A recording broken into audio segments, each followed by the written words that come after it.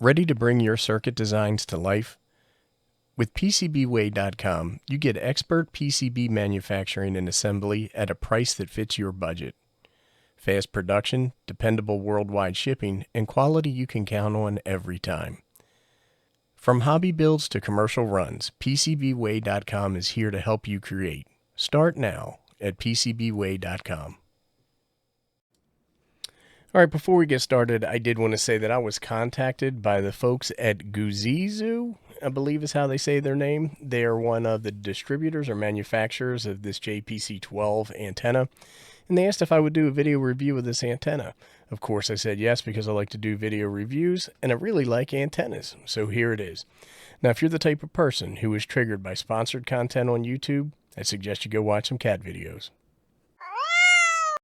Okay, so the antenna comes in this canvas bag, and I really like that because it's a nice compact carrying system that works.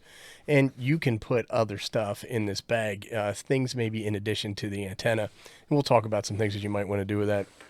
But let's just go ahead and get it open and see what is inside. So when I open it up, one of the things that you have here is a manual, and I'm going to keep this with me at all times.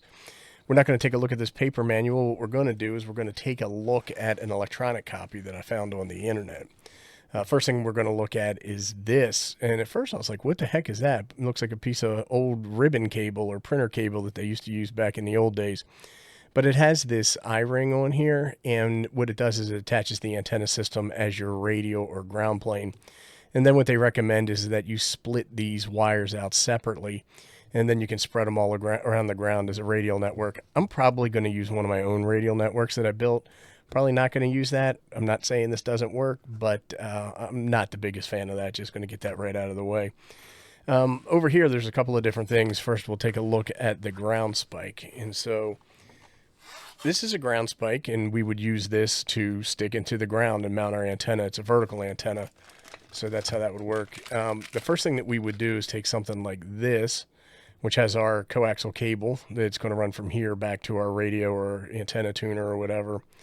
And then we would just screw this into this ground spike here, this I-ring. This is where that would go if we were going to use it. I'll probably just clip something to the ground spike itself, and we'll see that in the setup portion of the video. The next thing that we want to take a look at is this coil, and this is actually a really well-built induction coil. It does have some markings on here. I guess the instructions will tell us what these markings mean, but I'm not so much worried about that. The thing about this coil is that it has this sliding piece that moves down, and what it does is that all the way down you're using all of the coil, which has induction and capacitance in here, to manually adjust your antenna or tune your antenna. The further up you slide this piece, the less of the coil that you're going to use or consume. You can put this coil right into this piece. This would be a base-loaded vertical antenna in this particular case. Then you would take these pieces and then attach them into the coil, and then ultimately at the top use this whip antenna. The other thing that you can do is you can take this coil and you can put it here, and this is what I would do when mounting this antenna. And then you would just connect this here, and I would put all four of these on here. And then what that does is it's called a center mounted coil. And the reason that you do that is that coils like this, all coils, what they do is that they actually consume a lot of the energy that you're transmitting. These coils do get a little bit warm, and they create ohmic resistance, and a lot of your energy getting consumed further down on your antenna reduces the amount of energy or currents that are radiated out into the ionosphere and making your long distance contacts. By adding more antenna below the coil, more of your energy will actually radiate, and you'll get a stronger signal. So that's the way I'm going to do that. And we have 4 of these pieces. It's a little bit over a foot long, but we'll see what that looks like when we mount the antenna.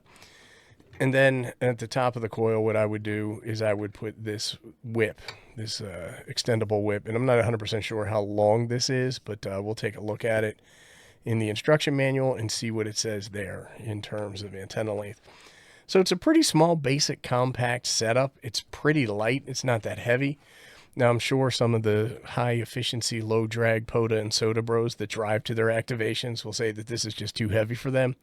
But I think it's a really good antenna solution for mobile operations or portable operations where you just want to go out, set up an antenna quickly, and get on the air.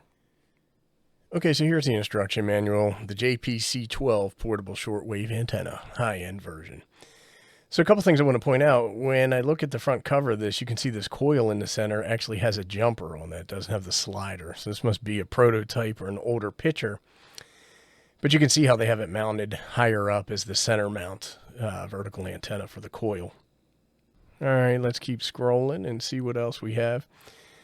This new antenna version optimizes the induction coil again in October 22. Reopened the mold to make contact shrapnel. I'm not sure what that means.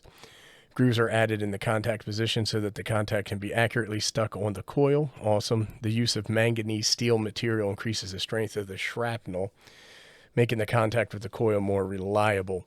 New version of the coil has marked number of turns at the 20 and 40 meter bands, making it easier and faster to set up even without an antenna analyzer. Awesome. You can effortlessly set this up and adjust the antenna. The more you set it up, the better you're going to get at tuning it. But here's a picture of everything it comes with. Portable weight about 1.4 kilograms. I think a kilogram is 2.2 pounds, so this is probably around 3.5 pounds. It says retracted length about 34.5 centimeters, erection length 410 centimeters. Let me figure out what that is. All right, so just asked Siri, and it is about 5.4 feet, so almost 5.5 feet. And bands 40, 30, 20, 17, 15, 12, 10, and 6. That's awesome.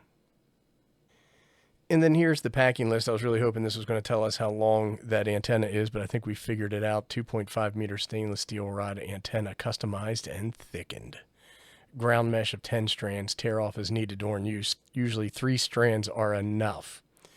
And it says it comes with a special cloth wrapper. That would be the carrying case.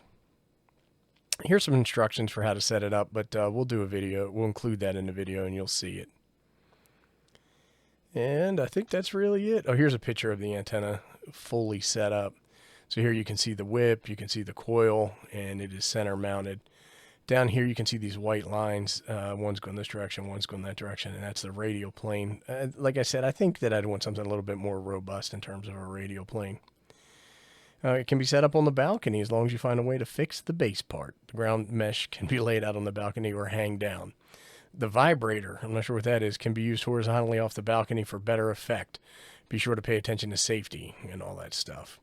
All right, well, let's get out in the yard and do some measurements on this thing and see if we can tune it in. Okay, so here is the pack outside in the backyard. You can see the size of it. The one thing that I did add was that clip with 4 radial wires on there. And they are copper-coated aluminum, copper-clad aluminum, 15 feet each. And we're just going to connect that to the ground spike. So here's looking down on the antenna. The coil is at about 5.5 feet or just under that. Once you put the base, the ground spike, and the 4 poles on the bottom. And as I mentioned earlier, that's the secret sauce of this antenna, making this a center-loaded vertical antenna versus a base-loaded vertical antenna. It allows you to get more current at the bottom of the antenna, which gets that out into the ether or ionosphere before being choked through a coil. Now, all coils are lossy, so it's just something that we have to deal with when we choose to use a coil-loaded antenna. This is a picture up. We talked about it earlier. The antenna is about 13.5 feet high, and I just used the ground spike that came with it. You may use different mounting options, like a tripod, for example. But this stayed up pretty good in somewhat windy conditions. I was very happy with the antenna. Now at the base of the antenna, a vertical antenna like this is unbalanced just inherently. And so what I want to do is put a choke on there. This is a Mix 31 240 ferrite toroidal core. And I have it wrapped with RG400 coaxial cable. And that should take care of any common mode current issues that we see. And then, as I mentioned, I just connected this clip, I don't know what the technical term for that clip is, to the ground spike, and then I spread these radials out. And here you can see I did a partial job of spreading them out. I needed to continue to do that, but I typically put them at 12, 3, 6, and 9 o'clock, or north, south, east, and west, pointing out in 4 different directions. Now you can add more radials if you like, and that will improve your performance, but it might change your tuning adjustment process that you go through. And then to tune this antenna in, we use the Nano VNA SV4401A. This is a handheld vector network analyzer, and I like it quite a bit because it's got about a 7-inch screen that is easily readable in daylight. I've got some videos on this. If you just do a search for SV4401A, I'll probably come up. So here is a screenshot that I captured on the Nano VNA. I do the sweep. This is a default setup for me from 3 megahertz to 30 megahertz. That way I can see the entirety of the HF band from 80 and up. But what I want to pay attention to is the dip that you see with marker number 2, and we are at 1 to 1.23 SWR. The antenna, if you remember from the instructions, says it usually gets around 1.3. So we're a little bit below that. We were trying to tune in 70, but I just set it up. I didn't do any tuning. And you can see right now the dip is at 6.726 megahertz. So let me switch over to another screen cap that I grabbed, and we'll talk about that. So all I did here was tighten the span from 5 megahertz to 15 megahertz, and we get a little bit more of a view here. You can see marker number 1 now is at 1 to 1.73 at 6.60 megahertz. So all I did was adjust the coil, and we'll take a look at what that did for me. And I tightened the span a little bit more to 6.5 megahertz to 8 megahertz. And you can see at marker number 1, we are now 1 to 1.093 at 7.85. Now, because of the number of data points we had here, I couldn't get a marker directly on 7.074, which is the FT8 frequency. But I'm really happy about this. If you look at the Smith chart, you can see that we're slightly capacitive. That's because the antenna is a little bit short to be resonant or matched on this particular frequency. And the coil also adds a little bit of capacitance, even though it is an inductor. The capacitance comes from the coil wrappings or windings being so close together. Now here's the tuning that I did for 20 meters. You can look at marker number 1. You can see this is a 14074, the 20 meter FT8 frequency, and we are at 1 to 1.281. I'd like to get that a little bit lower. You can see that it is a little bit lower, closer to the left. But in all honesty, if I was just doing a quick setup, I'd be fine at 1 to 1.28 or 1.3. But what I wanted to say is that it's really easy to tune. To do 20 meters, I did have to shorten the whip about 6 inches and obviously adjust the coil close to the top of the coil. But it was very easy to do, and you can see from the Smith chart, the green line, that we are slightly inductive here, which means our antenna is showing is electrically longer than it should be. But I don't think I'm going to get the SWR too much lower than where it is. So here's the Amazon page for the antenna, and I'll include a link to this below, and you can check it out for more detail. But it gives some of the specs, and you can see some different pictures, and it tells you all about it and all the wonderful stuff. It's $147 with Prime delivery. And this is signal reports that I got after about an hour on 20 meters. I was able to hit multiple continents. It looks like 4 of them. Maybe argue 1 more if you count Asia. And what I want to say is that I only did use this on 20 meters. Now, you'll see some pictures where we tuned it on 40 and we tuned it on 20.